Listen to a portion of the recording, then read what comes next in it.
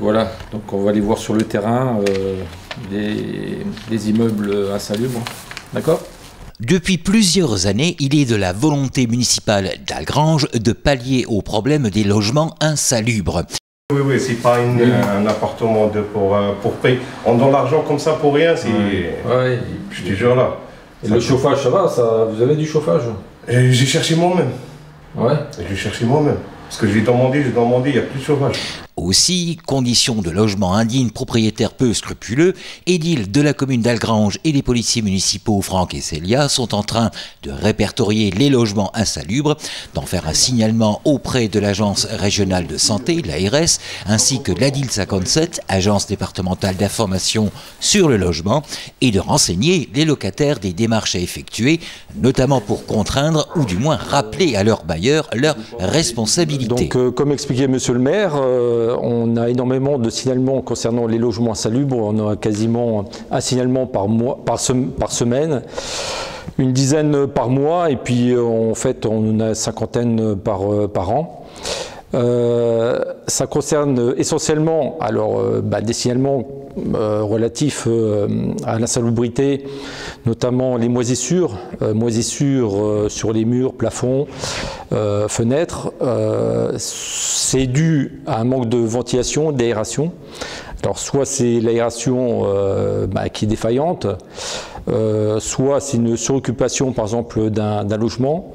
Alors ça peut être la faute du propriétaire s'il n'a pas fait le nécessaire, c'est-à-dire de développer des mécanismes d'aération mécanique, par exemple type VMC qui est défaillante ou qui n'existe pas.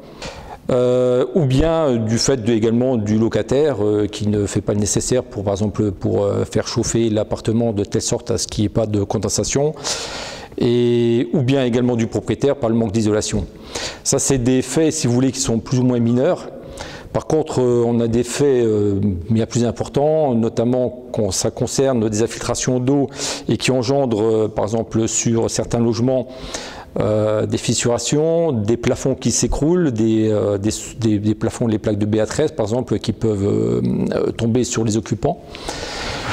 Dans ces cas-là, monsieur le maire a la possibilité de prendre un arrêté de mise en péril imminent, c'est-à-dire qu'on va faire évacuer les occupants à la demande, donc en prenant un arrêté du maire, imposant le propriétaire à faire reloger, si vous voulez, l'occupant.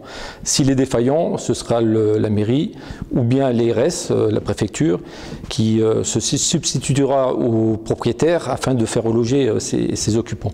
Ça arrive occasionnellement, bon, on a 2-3 cas sur Algrange par an en matière de relogement. Et ce fut d'ailleurs le cas tout récemment concernant une famille de 8 personnes sans chauffage depuis plusieurs mois. On a une famille tout récemment qui était privée de chauffage avec 6 enfants et on a essayé de convaincre le propriétaire à faire des travaux, ça prenait du temps, on était en hiver, il faisait froid, j'ai demandé à nos services de pouvoir intervenir et de changer cette chaudière, on n'a pas le droit. C'est interdit d'intervenir dans le domaine privé. Alors, on tournait en rond. On a dû trouver une solution d'urgence, de loger cette famille à l'hôtel et de leur offrir les repas de midi au socio-culturel avec les enfants.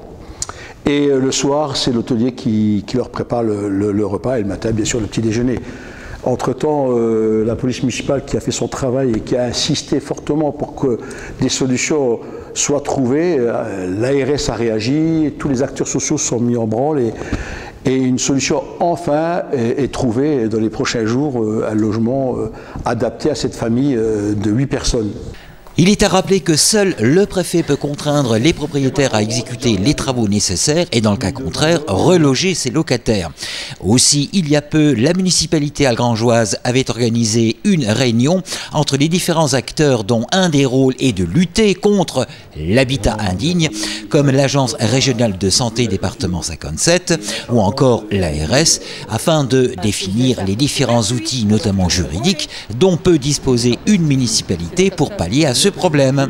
Considérant que cette situation de danger imminent est susceptible d'engendrer les risques sanitaires suivants: risque de survenue ou d'aggravation de pathologies, maladies pulmonaires, asthme et allergies, risque d'incendie, risque d'électrisation ou d'électrocution, risque d'intoxication par le monoxyde de carbone.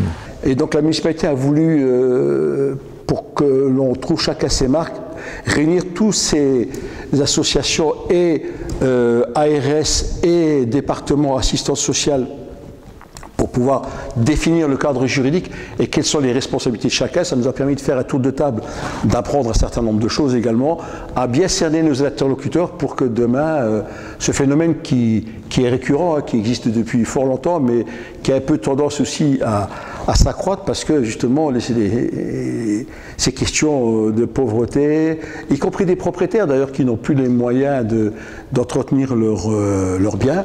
Et voilà, on a ces problèmes de logement insalubre qui ne touchent pas seulement d'ailleurs le privé, puisque prochainement on a une réunion avec un bailleur social qui est également confronté à ce genre de situation et on va essayer de régler en direct avec eux pour que les familles surtout soient respectées et aient le droit à un logement décent.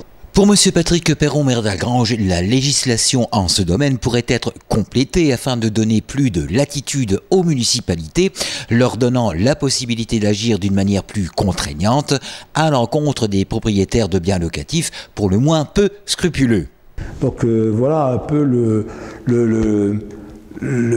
cri qu'on voulait lancer en invitant y compris la presse à cette réunion pour mettre ces problèmes qui touchent l'ensemble des collectivités sur la place publique et dire il y a peut-être aussi des législations à revoir et à accroître, sous doute c'est en tout cas moi ce que je propose, à accroître le pouvoir des maires pour que l'on puisse intervenir de façon plus contraignante auprès des propriétaires pour les obliger parfois à faire des travaux. Voilà, c'est un peu notre combat, c'est celui-ci. Tout le monde aujourd'hui a le droit d'être logé dignement et pas dans des taudis.